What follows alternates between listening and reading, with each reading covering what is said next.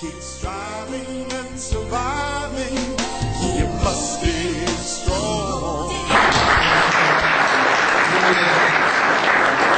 One of the things that we touched on here at Striving and Surviving is that there also, along with the nutritional value and understanding the health benefits, is the emotional support. Because what usually happens is that it not only touches that member, it touches every member that that person is coming in contact with. His friends, his family, their co-workers, there are all those individuals that know that person is actually affected by cancer and drug. So what we do at Striving and Surviving is we have a support group that meets every second Saturday of the month. So whether if you're and Beverly has her number given on her. You call the Striving and Surviving number, you're going to get Beverly's number every time, and she'll tell you that, hey, you know, come down and see us. We have people not only that have been where you are, but they actually can help you provide some support in what you're going through. So, without further ado, I'm going to turn the mic back over to Mr. Ronnie Gibbons. We're going to proceed with the rest of the program. Thank you. Thank you, Charles. Mr. Charles Jackson. Thank you, Charles. Thank you so very much. Thank you. We're going to continue on with the program. Before we are going to I want to bring Ms. Sandra Jordan to come on so she can give us, she raises lots of money. Give her a round of applause.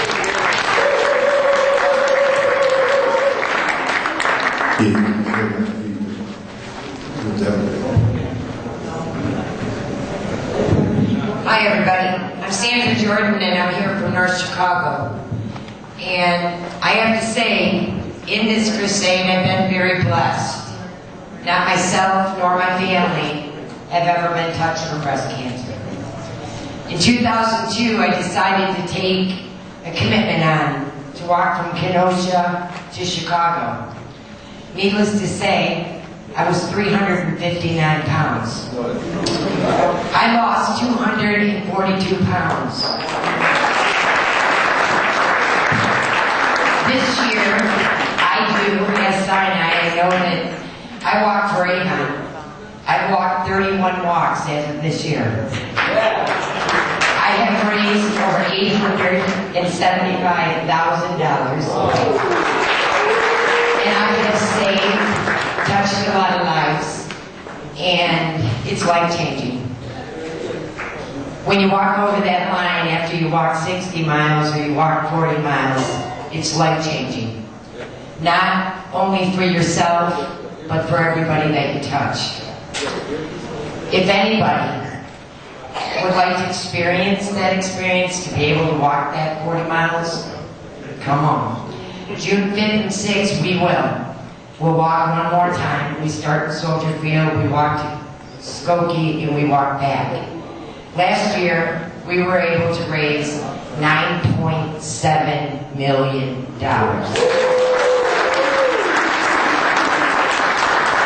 Ahon does that in every city. This weekend, a special prayer out there. I don't know exactly what Houston raised, but they did do the walk this weekend in the rain. And believe me, I walked a lot in the rain. I used to travel all the cities, and unfortunately, with the way the world is today, I had to stop walking all of them. But I've been able to maintain my weight. I've been able to get the good bill of health every year, whenever I have to go to the doctor. So I just want to tell you that even if breast cancer doesn't change your life, you can help put it to an end, as I am. So I hope that I see some of your faces through my journey, or a quick wave as I walk every morning in the city of North Chicago. I put on a lot of miles in the city. So again, thank you to my special friend over there. She knows that I'm on her back. I wear wings every time I walk. And just know that if there's anything that I can do to help anybody, I'm here. Thank you. Too much. Okay. Your husband is part of the tiny social club that donates money to us every year. And we want to give this to you to give them in place for the tiny social club. It says, for years of generosity and supporting our efforts to assist in making life more manageable and brighter for others, from the Striving and Surviving Foundation.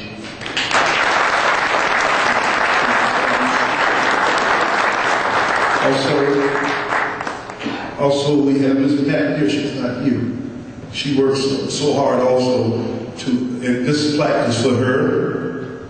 She's not here. Is she here? She's not. Okay, we'll pass. So this says to Ms. Pat in here, for your many years of dedicated service to the community, you always know how to encourage and support others. Thank you for sharing your own journey to inspire others to keep on striving and surviving.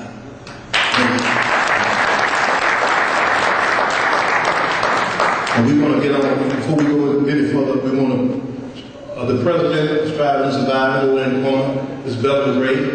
Beverly? You can't get by not letting anybody see who you are. Come on. She is the president. I am the vice president of Striving and Surviving. Come on. Also, Marcella Harden. Stand up.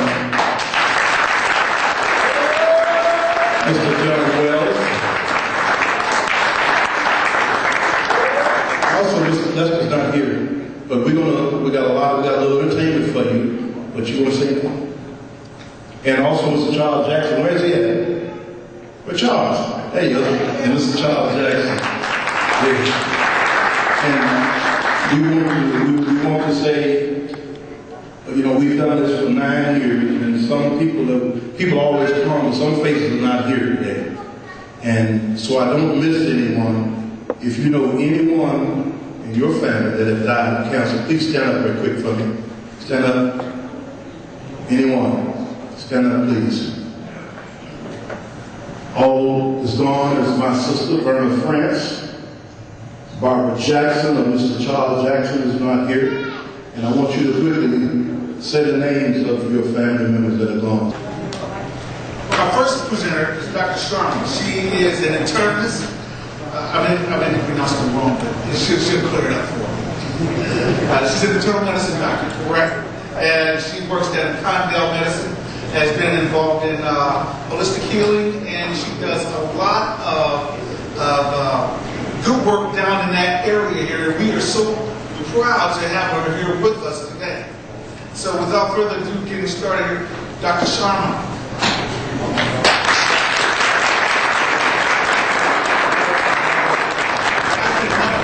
So as you see, food is truly a powerful medicine for us. And think of health as not simply the absence of sickness. If you want to provide your body with the best cancer-fighting foods, it's very simple. You must eat a variety of greens, reds, yellows, oranges, and purples every day. Eating more fruits and vegetables isn't terribly difficult, but it does take a degree of commitment. Make an effort to at least try one new plant food every month. You might surprise yourself and find several foods that you actually enjoy. But on days that you can't seem to get enough produce, consider adding something like Juice Plus, a concentrated whole food supplement with the clinical research backing it. And I'll be around to answer any questions and provide studies and literature for anyone interested. And I also have samples and ways that you can also get Juice Plus for free for your children or grandchildren as well. Thank you very much.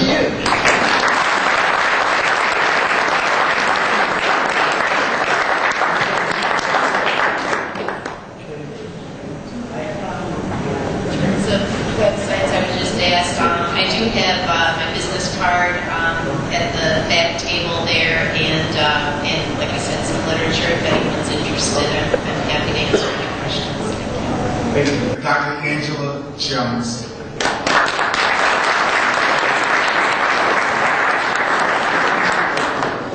Hello everyone, I'd like to thank you for inviting me today to come here and talk. Like Charles said, my name at Mount Sinai Hospital in Chicago. And I've been practicing for the past 5 years. And in general surgery, I do all different types of surgeries and all different types of cancer, colon cancer, gastric cancer, but also breast cancer. And I think because I am a female, I have a lot of patients that are referred to me. So about 30 to 40% of my practice is breast cancer. So I'll be giving a presentation today, and then hopefully at the end you'll have a lot of questions, and I can also take your name if you're interested in getting signed up for a free mammogram. So when I talk about 5-year survival rates, here we have breast cancers that are found in stage 1. It's close to 100% curable because it's cured with surgery, and stage 1 is very small. Stage 2, 92%. Stage 2B here is 81%. But as you can see in stage 3, B is 54, and stage 4, when it's already spread, it goes down. So this is, if you have breast cancer, I hope no one does, but if you do, if we can find it here early through mammograms and screening, then like I said, it's curable.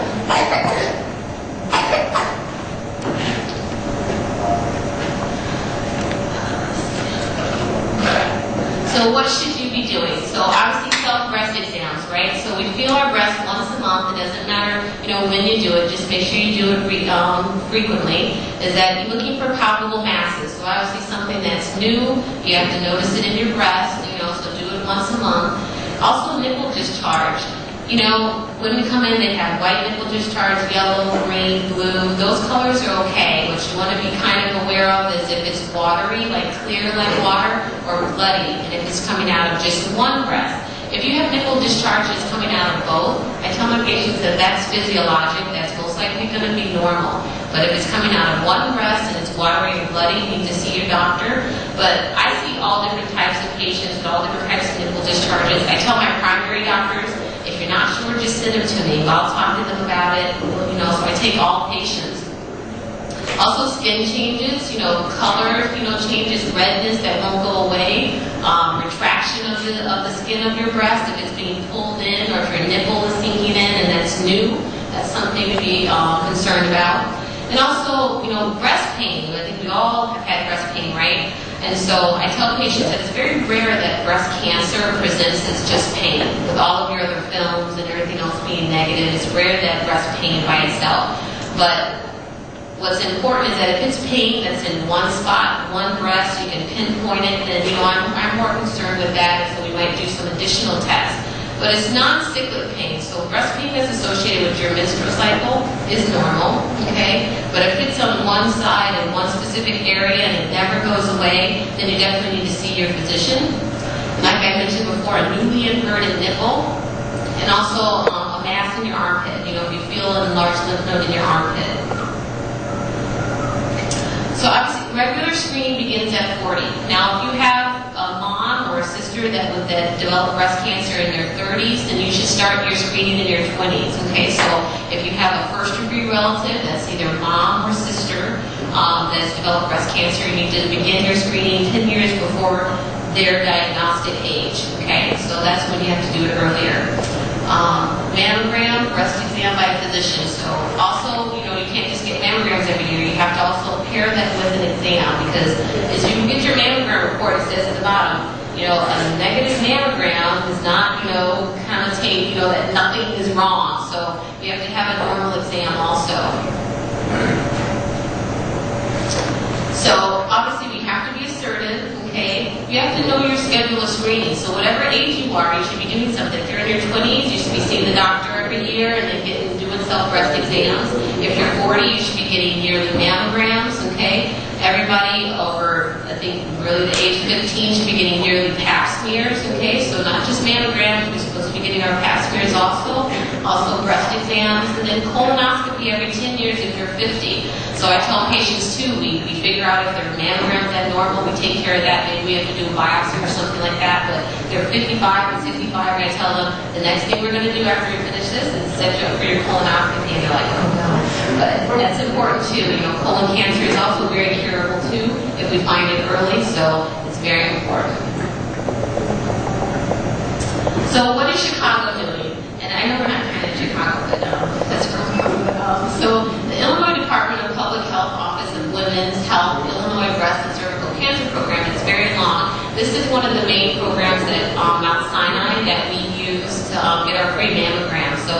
women don't have insurance, then we set you up to get a free mammogram, and we set you with a physician at Mount Sinai, because you have to have the physical exam and also the mammogram go together.